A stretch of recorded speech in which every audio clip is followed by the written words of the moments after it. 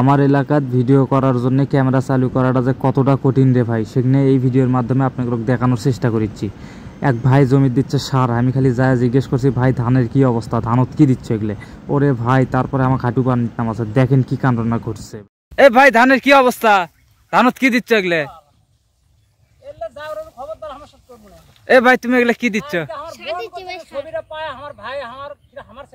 আচ্ছা আচ্ছা, তারপরে তারপরে কি হচ্ছে কও, তোমার ধানে কি হচ্ছে সেই কথা কও।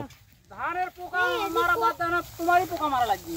ধানের পোকা মারা বাদ দেয় না, তোমারই পোকা মারা লাগবে। ধানের পোকা মারা বাদ দেয় না, তোমারই পোকা মারা লাগবে।